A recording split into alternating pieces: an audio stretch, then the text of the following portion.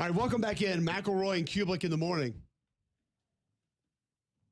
We will move on from patriotic moments in sports, Matt Dillon movies,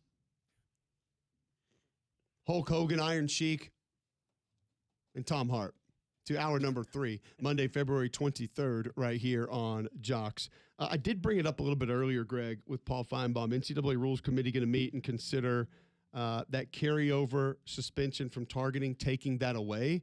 If I just ask you right now which way you lean that the Rules Committee goes in this maintaining and staying or this being taken away, which way would you believe that we end up with this ruling down the stretch? I'm hopeful that, and I think it all centers around what transpired in the semifinals carrying over to the national championship. You had Xavier Lucas, an outstanding defensive back for Miami, that frankly, it wasn't even like an egregious targeting. It was kind of bogus. Like, I mean, I get by the letter of the law why it was called, but now he's missing the first half of the national championship game. That's a competitive disadvantage. Like, we have to assess this. There has to be some common sense that's implied here, because while we want to alter player behavior, and we've already seen that done, like, guys are no longer going for the headshots anymore. Like, occasionally, yeah, you'll see a guy that doesn't care and is going after, but those are rare. When was the last time you saw? As I've stated before, the bigger problem is not what you're referencing there. It's that we've literally gone back to spearing, and guys are running in with their heads down. Yep. You're not aiming at anything because you can't see the guy. Yep. You're literally going in with your head down. And that's why I've said for the last couple of years, we need to bring the spearing penalty back and have it completely different from targeting, because then it doesn't matter if they hit you in the ankle, in the knee, in the face, in the head, in a 6-inch square area on the helmet. You come in with your head down like that, where you're putting yourself in more jeopardy than the person that you're hitting, it should be a separate penalty. I don't think either deserve for a kid to miss a quarter or 3/4 of the next game. I hope that gets taken out completely, because I do think that from a safety perspective, your point has now been made, and you've gotten guys away from trying to take those. Like, do we still get somebody attack the head or neck area occasionally? Yeah, absolutely we do. Right. But I also think there's a lot of context in this now, and you have to look at this with a little bit of an open mind with the way we can slow things down. There are a lot of these plays in which the ball carrier makes a move late and almost forces some of these penalties to happen. And that can't be put all on the defender, in my opinion. And you definitely shouldn't be suspended for parts of the next game if a ball carrier makes a move late and all of a sudden that turns into you attacking the head or neck area. Correct. Or a throw is slightly off target that leads to a guy having to jump and all of a sudden, or a guy having to squat down, and now all of a sudden his head or neck area has changed when the player's already indicated where he's trying to, like, measure up. I mean, his sights are already on the guy's hip or his back, and all of a sudden the guy squats down to catch a low throw. Now all of a sudden the contact's initiated with the head. It's like, dude, what are we doing? Like, he's not trying to take the guy out. Like, you can clearly see the receiver adjust, and the launch angle doesn't change because already started his contact. Like, it's just, I don't know. That's always been a little bit frustrating to me. And I always refer to it as, quote, circumstantial targeting. Like, we can look at those. We are not dumb. We can judge intent. We know we've played. It's pretty obvious to tell the guys that are going out there with a lack of concern about the defenseless player. And we can also tell the guys that are trying to do what's right. And you can clearly see their head going to the side and trying to initiate contact with the shoulder. Like, to me, it's not that difficult. But I think they've been so scared of possible player retaliation down the road when it comes to head injuries, which I understand. But at some point, you kind of just have to, you can't penalize guys by taking time away. You want to fine them? By all means, go for it. But don't take time away, because that puts teams at a disadvantage, especially in the postseason. And with the margins being what they are and the depth of rosters being what they are, losing a guy is significant, man. Like, it's a big deal. And it's one that I think we can clearly adjust. And we've seen some extremely significant players miss real time because of this. And sometimes it feels like it's been somewhat warranted. I think like more times it has been completely unwarranted in the following game of that taking place. And you feel like you have to adjust of player going to be out for first half, and then they have to stay engaged. They have to warm up. They're going to be reinserted to a game that they haven't been a part of. It's just, there are a lot of oddities that go along with it, and I think it's something we would all probably like to see go away, honestly. Yes. I don't think any of us are – no one gets excited about a player when targeted or committed a targeting foul is going to miss parts of the next game, which had no bearing on what he did in previous game. Correct. I don't think anybody looks at it and says, yeah, showed him or well-deserved. It's not a thing that I think people look at anymore. So – we also mentioned a little bit of the Joey Aguilar case. Is this one that you feel like, is this close to the end of this? Is he not going to be back? No, I don't think he's going to be back. I mean, I think the whole JUCO doesn't count is a ridiculous, and that's nothing to do with Joey Aguilar. It's more big picture. I think it's a little ridiculous that all of a sudden we're saying that because you were not able to make money in JUCO, now you're in the P5 and can make money. All of a sudden, the JUCO doesn't count. No one said you had to go to JUCO. You could have gone and walked on elsewhere. You have to prove to me that your only option was JUCO. And we all know that no one's going to be able to prove that. All it takes is two phone calls. Say, hey, did you have a PWO somewhere, a preferred walk-on somewhere? And boom, there you go. It's over. Like I just don't think it's grounds. I'm not a lawyer. I'm not a judge. I don't know. I just feel like the whole JUCO thing doesn't count is kind of a ridiculous argument. It's not kind of. It is completely ridiculous. No one made you go do that. No one made you go play JUCO. And to act like that it's this accidental happening of some happenstance that shouldn't count towards playing, Division I collegiate athletics, and that wasn't real, but this is real. To me, it's insanity, complete insanity. We did get a question into the show that I wanted to reference with. Is the NFL Bama first round pick streak in jeopardy, or is everyone pretty sure Ty Simpson goes in the back half of the first round? Will someone reach on Proctor for tackle, or does the league see him as a guard? I see him as a guard. I do think there's a good chance he comes off late. I think Ty Simpson will be more middle first round. Where do you see this right now? Ty Simpson, by the way, saying he will throw at the combine. Mendoza has already said he will not throw at the combine. I'm always a fan of guys going and throwing. I mean, you throw. You can either throw or you can't. Who has been proven to not or be able to throw at the combine? We have film of it. You can throw. Correct. Or you can't throw. If you don't have to. If I were advising, I'd say Ty, throw. If I'm advising Fernando Mendoza, I say don't you do a dang thing. Why would he do anything other than sit down with people and talk to them? I wouldn't even do that. Would you even go Run weigh in? and hide. Would you even weigh in? No.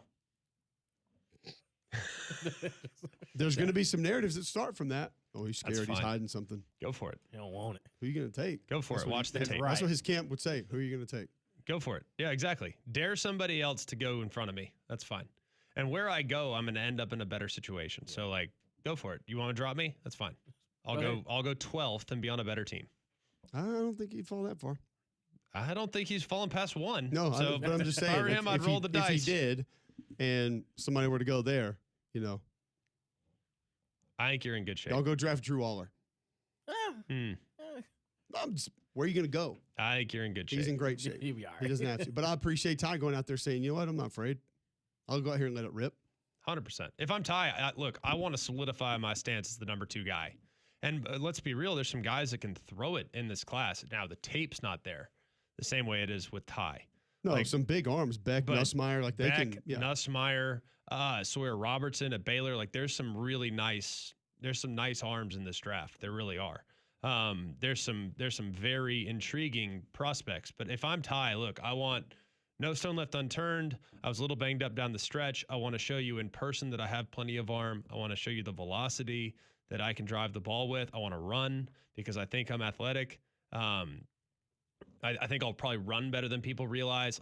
I think there's a lot to like about Ty competing because he can really solidify himself as the 2. The tape does it already, but I think if you go out there and throw with arm strength comparable to that of the guys that are considered howitzer arms, you're in great shape.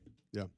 It's I always appreciate when guys would go out there and not be afraid of it and want to go throw and just kind of. But you have to understand too, though, if you're Mendoza, like you said, I totally get why you like guys that want to compete. But if you're Mendoza and you were advising him, would you actually want him to go and compete? Maybe not compete, but be there, be seen, have conversations. Yeah, I think good with that. But like, come on, you don't really want those guys. You don't. No, I don't think really, he needs to be out there throwing. No, it's not. That's just. It's you just don't not have anything to gain. Nothing. No, you're right. From his perspective, I would agree with that wholeheartedly. So we'll see how the combine goes. It starts on Thursday. Obviously, we'll have coverage of it right here. Robert in Greenville, by the way, has been very patient. Joins us now on the Higginbotham hotline. Welcome in, Robert. Hey, Cole and Greg. How y'all doing today? We're great. Just trying to find some news to discuss. Okay. Well, I've got a little bit for you. Ty Simpson, from what I've been reading from several reliable sources, is looking like he might be going to Los Angeles Rams. The Rams have shown a lot of interest in him. And you remember Matthew Stafford's like 38 years old, and I just keep thinking that would be just a great match with him and Sean McVay. And we all know what kind of film room junkie Ty Simpson is. He's a coach's son, and I feel like he could get bigger, he could get stronger, no question about it. But I think he had such a great first, say, 2/3 of the season. Of course, the last third, the offensive line, the lack of running game got exposed. And I also saw one draft where, according to ESPN's Phil Yates, he may be headed to the Steelers. At the Rams pick at 13 and 30, I believe. The Steelers pick at 21. And this is the one place I do not want to see him go is the New York Jets, because I think that's a really bad situation. And I also want to talk a little bit about Alabama-Auburn basketball right quick. Like you said, it was a good win for Alabama.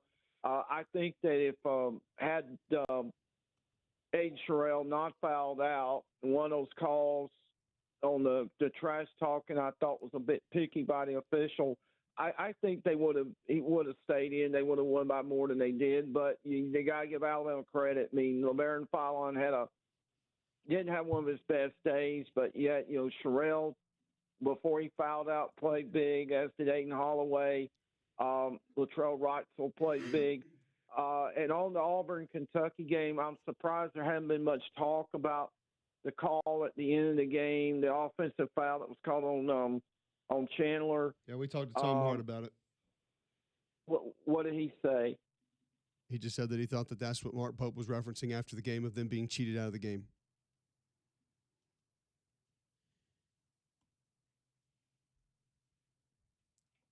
Should we go further into it? I think we're good. I think we're good. I actually thought his issue was going to be, it sounded like there was an early whistle there, and I thought they were going to wave off the bucket because he said that the whistle had blown and it wasn't going to count. But I guess he thought that there was a foul, and Robert would like us to discuss if there was a foul. I didn't watch that play and think, oh, foul. So, okay. There you go. More news. Right here on McElroy and Cubelic in the morning. All news. Well, that's what we're trying to bring you. Would you mind Ty Simpson as a Steeler quarterback behind Aaron Rodgers? No, because I would like for the Steelers to have a good quarterback. I think it's an aging roster. Aaron Rodgers has done some good things as an NFL quarterback. Obviously, did some good things with Pittsburgh, but he's not the answer. I think more than now. If I were Ty, I'd really want to go to LA for sure. Outside of taxes, it's a great situation. They get cost of living, yeah, they get real estate causes. Cost of living is expensive. Yep. But ask Odell, 5 for $100. But you can't live on that. Can't live on Puka Nacua, pretty decent. Yeah. Say he's got a chance. I think a really good young group on defense that's going to continue to get better. LA would be a really good situation to start. Really good situation. Can he even live there on rookie salary? No. Okay. Unless you're making $10-12 million a year, you can't live in LA. Can't live in No chance. Obviously. Odell says 5 for $100. You can't even live on that. Inflation gets you every time. It's not. He's cooked out west, man. Flu season here. Make your home healthier with Trane's Clean Effects Home Air Cleaner. Removes up to 99.9% of airborne particles, including those that cause virus. 100 times more effective than standard air filters. 8 times more effective than HEPA room filters. Find a dealer near you at Trane.com. It's hard to stop a Trane, which would be great for us. The studio and an apartment, the same thing. Let's do the show right there. Absolutely. Love that. I call that a win-win, Win. no matter what. Yeah. All right, when we come back, there is a list that's out from one of our favorite list makers. There is a potential exception from said list that someone in this studio may have a real problem with. We'll give you the list. We'll give you who's on it. More importantly, who may not be on it next right here on Jocks.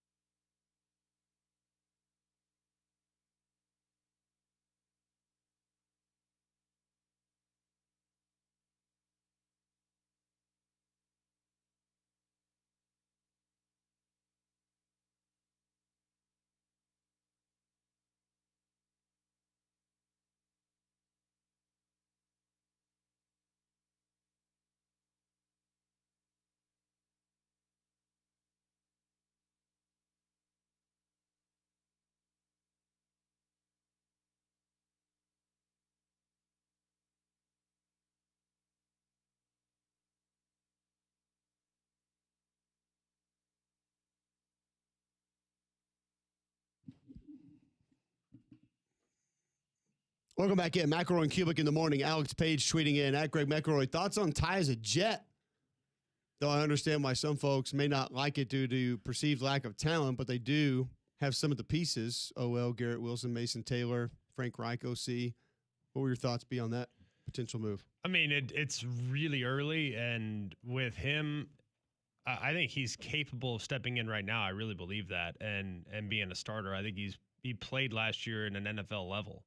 He's probably as NFL ready as most guys that are going to be coming off the board. I just think it's always better to start on a team that's not. Yes, it's nice to be wealthy, but your likelihood of getting a second contract is better if you're drafted in the teens, unless you're like a complete massive difference maker. And I think Ty has a chance to be that. I just think he's going to have some growing pains and some experiences out there. But I'm real optimistic about Ty as a pro. I am. I think he's going to be a good pro. I really believe that. So I think LA is a much better situation. So that's where I'm rooting for him to go.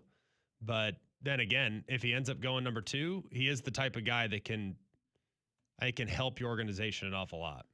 Alex Page also tweeting in thoughts on this scene. I think this game was 9/11 when Aaron Rodgers ran out holding the American flag as a jet. Was that 9/11? It was 9/11. Yeah, I think it might have been. It was week 1. Yeah, I think it was 9/11. Is that the Achilles game also? Yeah. Yes. Yeah. Unfortunately, that's what I thought of more so than the other parts of it for him. Our favorite list maker has a new college football list. And who's our favorite list maker? I don't know. Who's yours? Ranker.com? Oh, I was thinking you're like the 23rd most popular Greg in America, True. So that would probably be mine if I were you. I'm not on the most popular Cole list, so heck yeah. I hate them. It's probably PFF. No. It's PFF is definitely number 1 for me. It's up there. I don't think anybody would. Number 1. The AP poll. Oh. Depends what. Preseason or in season? Week 5. Pre is definitely the best. Yes. I don't think there's any doubt about that. I would say Bill Connolly, one of at least our favorite list makers. Yes. He has a list that's out now that's fun that we're going to talk about. Before we talk about it, I'm going to tell you about Game Day Men's Health. If you are lacking energy, lacking sleep, feeling on edge, and need to lose weight, Game Day Men's Health wants to help you. Go to GameDayMen'sHealth.com today. Sign up for the free consultation. Free PSA test, free testosterone test. They tell you where your baseline health is, then they give you the ways they can help you. They also will give you 10% off any of those ways when you mention Mac and Cube and you walk in the front door. Locker room environment, great people, holistic approach to health and wellness. Just go to GameDayMen'sHealth.com today, see what they can do for you. Peptides, testosterone replacement, weight loss.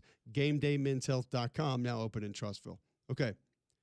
Bill Connolly's ranking college football's top 100 quarterbacks of the 2000s. The 2000s. Which leaves a certain door open.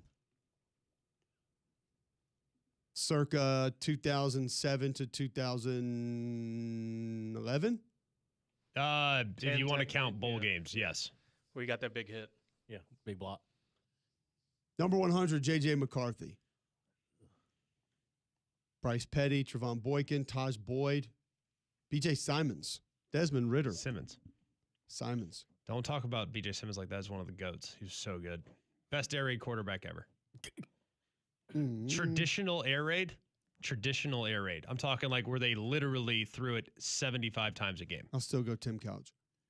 Though Tim Couch was early, B.J. Simmons was like next wave, but like, dude, he was so good. 6,378 passing yards, 64% completed. In like 1 year. 59 touchdowns, 25 picks, 6 rushing touchdowns. It's in 1 year. Dude, he played 1 year of college. He started 1 year. Des B.J. Ritter, Simmons Brock was a Purdy, dude. Max Hall, Hendon Hooker, Jake Browning, Mackenzie Milton, Braxton Miller, Bailey Zappi, Shador Sanders at 87.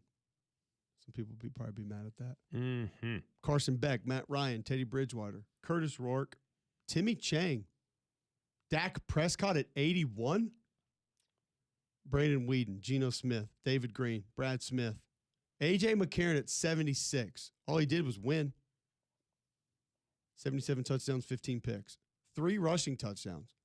J.T. Barrett, Kevin Cobb, Andy Dalton, Zach Wilson, Max Duggan, Matt Barkley, Kenny Pickett, Aaron Rodgers at 68. Todd Reesing is above Aaron Rodgers. Patrick Mahomes at 66. Todd Reesing was good. 11,194 passing yards, 90 touchdowns, 33 picks, 15 rushing touchdowns. He was really good. Patrick Mahomes, 93 touchdowns, 29 picks, 22 rushing touchdowns. Mason Rudolph is ahead of Patrick Mahomes. Joey Harrington, Keenan Reynolds. I'm okay with that one, by the way. Navy? Baller, yes. Yeah. Jackson Dart, Brad Banks, 61. Golly, Brad Banks. Forgot about him. David Carr, Dan Lefevre, he's a ball player. Central Michigan. Denard Robinson, Jordan Lynch, ball player. Kyle Trask is ahead of all those. Cam Ward, 53. Eli Manning, 55. Eli, 54. Brady Quinn, Eric Crouch. Where's Kellen Mond? Nowhere. on that Byron list. Leftwich, Aaron Murray at 50, Colt Brennan 49, Air raid. Colin Klein, Alex Smith, Landry Jones, Mac Jones at 45, Stetson Bennett 44. Colt Brennan might be the most egregious one so far. Colt Brennan was a dude. Oh, you mean as far as how low? Yeah, as far as like college Right. football player, like Colt Brennan was dude. He only threw 131 touchdowns, That's Only? it? 42 picks, 15 rushing touchdowns. Man, he was good. He scored 40 points 24 times in his 3 years. That's insane. He was ridiculous. Landry Jones, Mac Jones, Stetson Bennett, Ken Dorsey, Chase Landry Daniel. Jones, one of the most underrated college quarterbacks He had a ever. great college career. Really good. A lot of ACLs too. Did he? Like I think he only- he used only up a had lot of two. ACLs. Yeah, I remember. Oh no, actually he had like 4, I believe. Yeah, But you have two. I remember the brace. Yeah, one came from his hamstring and another came from a cadaver, if I'm not mistaken. Really? I- Look at you, storytelling. Troy Smith, Jason White, yeah, but the traditional reporter role. Colin Kaepernick, Rex Grossman, Diego Pavia, 36. Egregious or not? Eh. 88 touchdowns, 27 picks, 3,000 rushing yards, 31 rushing touchdowns, over 10,000 passing yards. You put his numbers up against almost anybody's. They're going to be impressive. Mike Penix, Justin Fields, Georgia Justin Fields or Ohio State Justin That Fields? one. I Which think one both. you I take? think both are included. That though. one is so high and outrageously too high. It's not even close. Roethlisberger, Pat White, Russell Wilson, Bo Nix, Jalen Hurts, Case Keenum, Carson Palmer, Phillip Rivers, Dylan Gabriel. As a college quarterback, Dylan Gabriel probably too low at 25 in my opinion. We'll see who's left, but 155 touchdowns. He also rushed for over 1,000 yards, 33 rushing touchdowns, 18,722 passing yards. That's a lot. Caleb Williams. If you're a college football game right now in their designated offense, are you taking Dylan Gabriel or Caleb Williams? Caleb Williams. Caleb Williams. All day. I'm taking Gabriel. I love Dylan Gabriel though.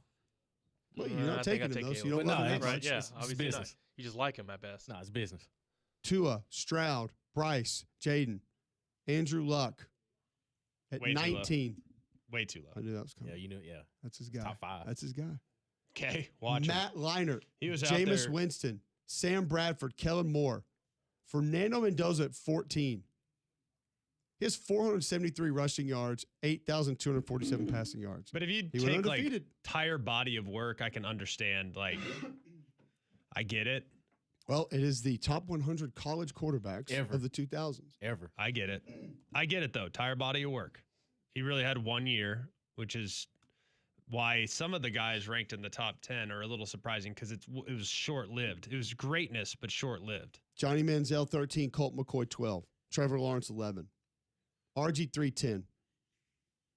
Marcus Mariota, 9. You got RG3 over Andrew Luck. Yeah. Who you got? Who am I taking? Yeah, In college. in college. Not talking pros, just college. They're the same year, right? RG won the Heisman. Luck did not, but I don't know, man. I don't think you can go wrong either way. both pretty good. I'll probably take a little bit more of an explosive runner and take RG3. You love to run the quarterback. I just want to make you mad, You honestly. get numbers. You get numbers. We ain't running quarterback power It's with him, easier but to score in the red zone. I know I'll take number 8 over both of them, Lamar Jackson. Yeah, Oh, he's cool. way too low. Kyler Murray, 7. Behind Kyler, who are you taking? Kyler Murray? or Lamar Jackson. Lamar Take Jackson. Lamar Lamar. Jackson. Lamar was ridiculous. Golly. Literally didn't get a block the year He won the wasn't Heisman. fair. Not a single one. He was not fair. I guess I'll do it myself. Deshaun Watson, 6. He's a dude at Clemson. Sean was good. Yeah. I'd take Lamar over Deshaun. And now it gets really fun. At number 5. Mhm. So when I give you number 5 on a list, what do we know we automatically have? 4 more, that's better. 4 than in front, right? Yeah, 4 more, that's better. Number 5, Joe Burrow. Sample size, like 1 year. That's the only thing working against him. Well, there's keep going to be going. some in Yeah, front just- of him that just you're going keep to have the going. same conversation with. Correct. Today, right this very second, we actually have already had this conversation, and in a lot of people's eyes, I made a fool of myself, so I'll do it again. We have one game tomorrow. Give them their designated offense. Now, I know, weapons, whatever. Are you taking Joe Burrow or Tim Tebow to go win one game tomorrow in college football? John? Tebow.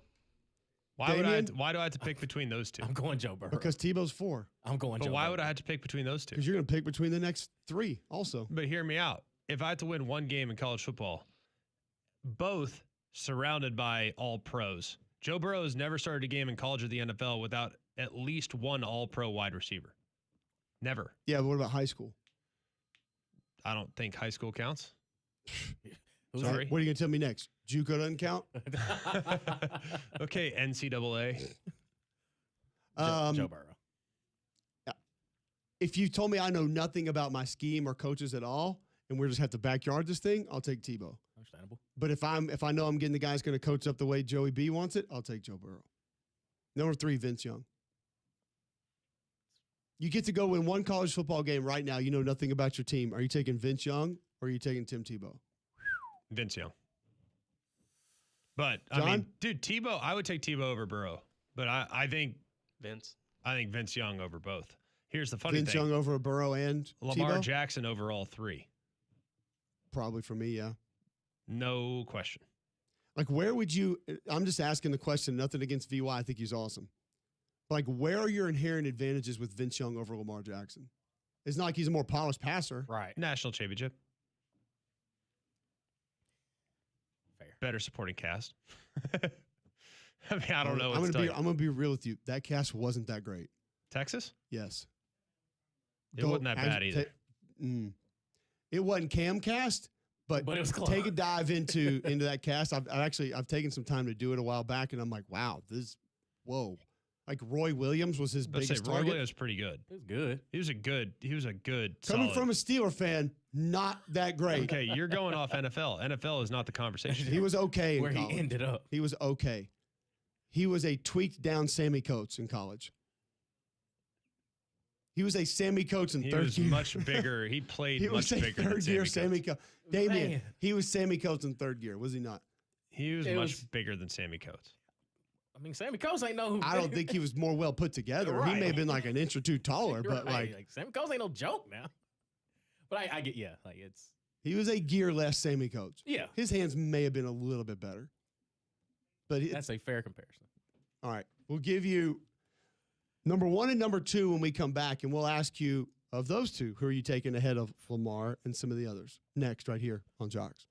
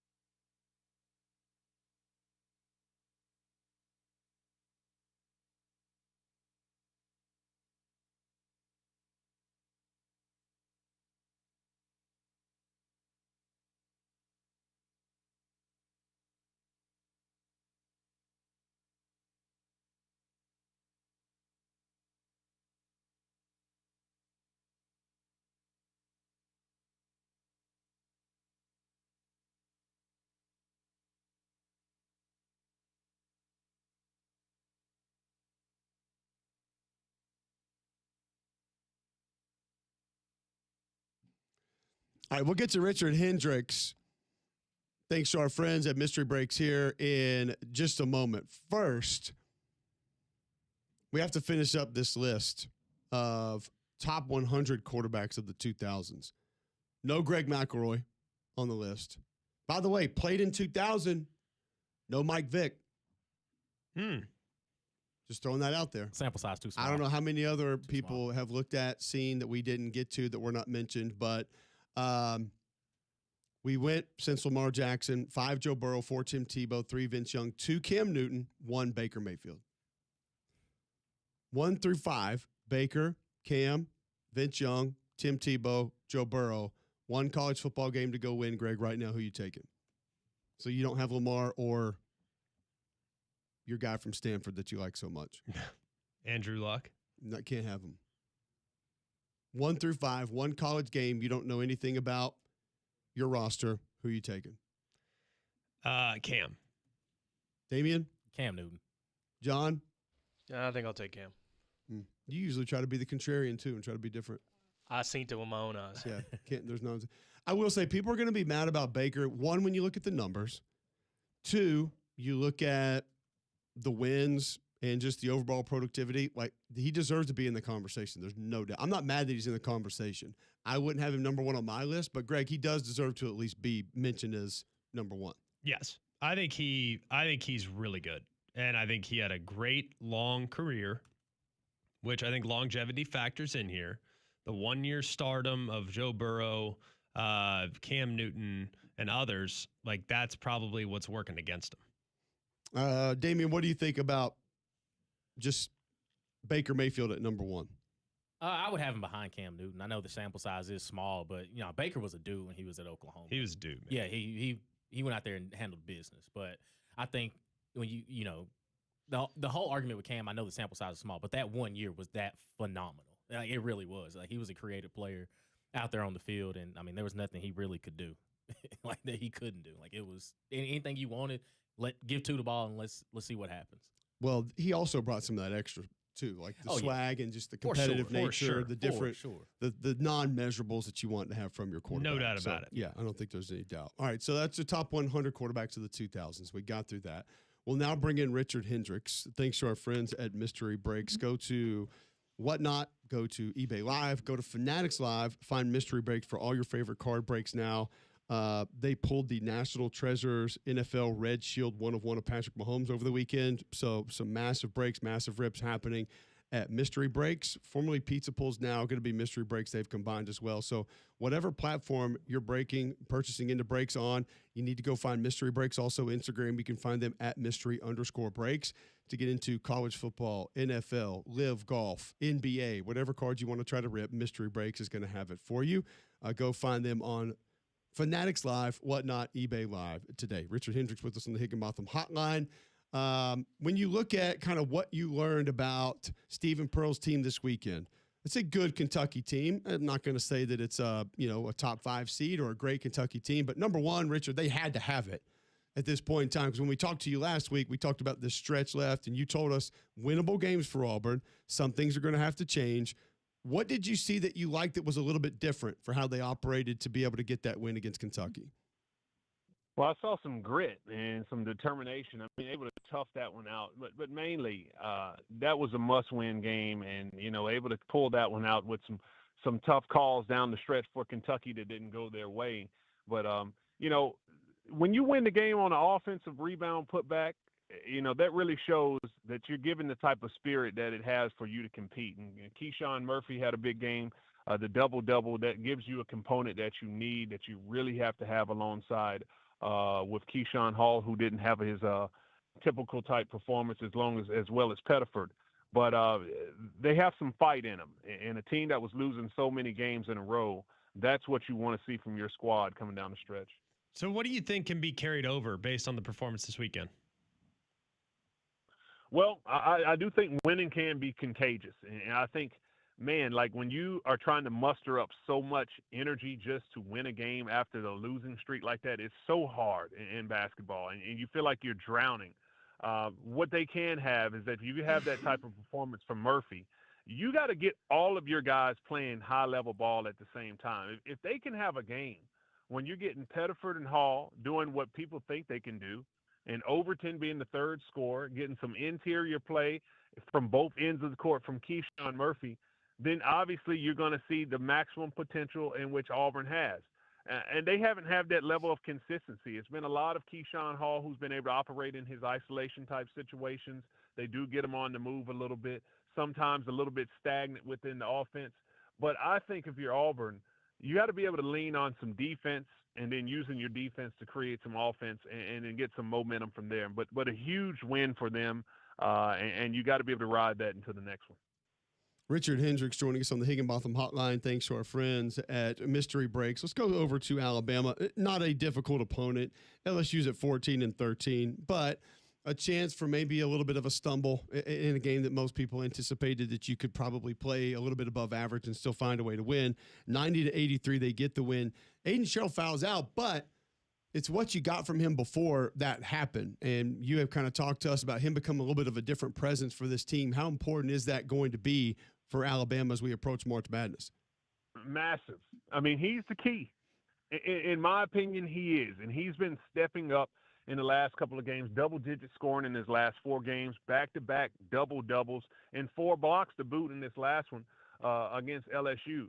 If he starts to play at the way that he does, when he's really doing things on the inside, and then the sweet touch that he was recruited to bring into the fold from the outside, he gives Alabama a dynamic that they really needed. You got to look at it. The front line depth and production was the reason why they even brought Bediako into it. But I think within that time period over those 5 games, Aiden Sherrill was slowly starting to improve. And now he's back to being the number 1 guy in the post, and he's showing why he should have been that from the beginning. He's reaching his potential, and he still has a lot of room to grow. But he's the key to the team because, you have Philon and Holloway who've been playing really well as of late. Philon probably ran out of gas. I think what a lot of the scoring guards did with A-Cup Jr. and Hubbard, they ran out of gas from those big scoring performances. But Sherrill is a big key to what Alabama needs to have to be successful. It was the most stress-free game I felt like there's been in a while. Maybe I'm a prisoner of the moment given the way Wednesday's night's game went. But right. It felt like after a bit of a slow start, they really found something offensively. A lot of people got involved, and it was kind of nice to see. We know Philon's going to be there. It's kind of nice to see him have a bit of an off game and see others step up. So how can that be beneficial long term? 5 guys scoring in double figures for Alabama in the last game. And that's the type of balance that you have to have if you're going to be a championship caliber team. They dropped those games early in the SEC, and you can only wonder if you don't lose that game at Vanderbilt with Philon having the cramps, and you lose a home game against Texas and then that home game against Tennessee, then you would legitimately be having a chance to win the conference. But all of the guys starting to bring their A game at the right time, and you touched on it. Being able to win a game without your leading scorer and one of the best scorers in the country contributing those high-level numbers is important. At this point of the season, you want everybody's confidence to be at the same level, which is high. And that being a game where maybe someone doesn't have it, that you can depend on others to lift up the team. So Alabama, I do think, is in a good spot with 6 wins in a row. Richard Hendricks on the Higginbotham Hotline. He joins us every Monday thanks to Mystery Breaks. And we're talking college basketball. We usually stick in the SEC with you. However, nationally, there were some shakeups over the weekend. We had talked to you about Michigan undoubtedly looking like the best team in America. Duke gets a huge win. How did that change your viewpoint of what the Blue Devils may be or end up being this season? Well, I knew John Shire had a top-level team. When you got a bona fide stud down low and Cam Boozer, then that really changes the game for teams. But I thought it was great the fact that you even saw these 2 coaches have this game scheduled. And even though you couldn't predict that you were going to have this past weekend's a matchup of top 4 teams that are potential national championship caliber teams that could be in the Final Four to compete this late in the season. But Michigan is still good. The only question I would have is with some of these teams, Houston, who dropped a game, Arizona dropped a couple of games in a row, now Michigan loses. These teams were dominating throughout the course of the year. Arizona was undefeated. Michigan only had 1 loss. Houston had only had a couple of losses, and then they have a little bit of a stumble. When you look at those top teams, do they still have enough in the tank to recoup when it comes to the NCAA tournament? Not saying that they've fallen off with the losses, but it could be a little bit of a tapering when you talk about momentum that you had and having to make this adjustment late season. I think for the teams in the SEC, it might be the other way around. Florida with 7 games in a row. Alabama with 6 wins in a row. Tennessee playing good ball. They are starting to trend in the direction upward, mainly because it's taken some time for that chemistry to gel with these new rosters. When you look at some of those teams like you just talked about that do have the talent, like Duke last year to me was the most talented team. They were unbelievable, right? We've already seen what the 2 guys on the roster have done in the NBA. But for whatever reason, they couldn't continue it on for 6 games in the tournament. How concerned should you be if you have a ridiculously talented roster about peaking too soon? Is that something that can be done?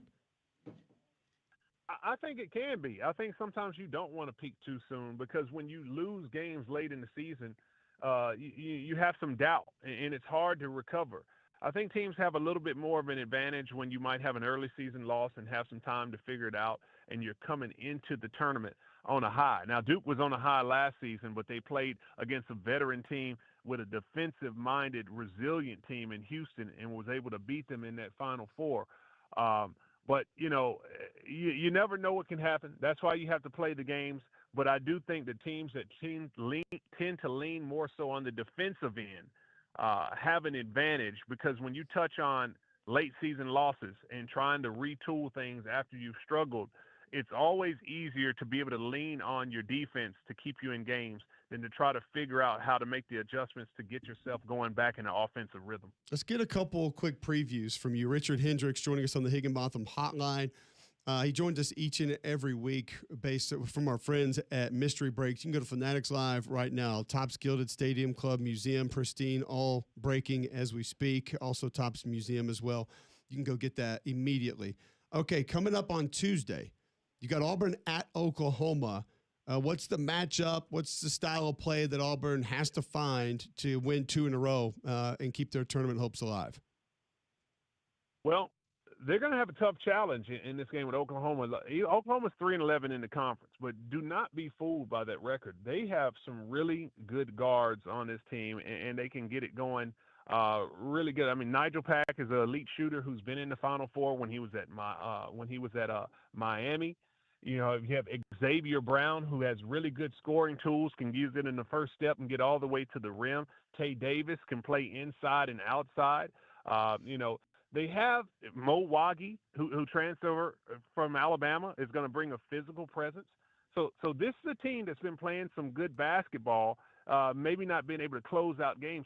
They had a crazy stat at Oklahoma that they were shooting it was almost like 50%, 40-something percent for the first 36 minutes of games. But in the last 4 minutes of games, their shooting percentage had dropped down to 17%. They have a problem with closing out games, but they had a big win at Vandy. They found some momentum in that. So this is a team that does have the ability to win and can get it done. It's just a matter of can they close out games. But that's not going to be an easy one for Auburn on the road. Well, I imagine defending guard play going to be at the top of your list for Alabama as they welcome Mississippi State Wednesday night at Coleman Coliseum. Is it as easy as just having to shut down Josh Hubbard? Yes, to be honest. I mean, Josh Hubbard, that run that he had over the last couple of weeks, I mean, maybe the most impressive thing I've seen in a long time, considering this is a guy who's under 6 feet tall, and he just can shoot it from anywhere when he steps across half. He has that quick first step, and his ability to abruptly stop and raise up to around about a 35, 40-inch vertical and shoot over top of guys is so impressive. But he's going to have some complementary pieces alongside him. Now, they have been getting some good things from Quincy Ballard, the 7-footer, who's done some good things. But Jaden Epps is the player that's really got to step up for Mississippi State and give them another scoring component. If not, then I think this is a simple. Now, simple doesn't mean easy, but a simple scout for Alabama when it comes to how do you beat Mississippi State, and it does start with Josh Hubbard. There you go. Richard Hendricks, thanks for hopping on, man. Always appreciate the time each and every week. Look forward to catching up with you again next week. Where are you this week? Well, the next game I will have Alabama and Mississippi State. But the question I had, I thought, was I going to get a vote on that top 100 quarterbacks in the 2000s?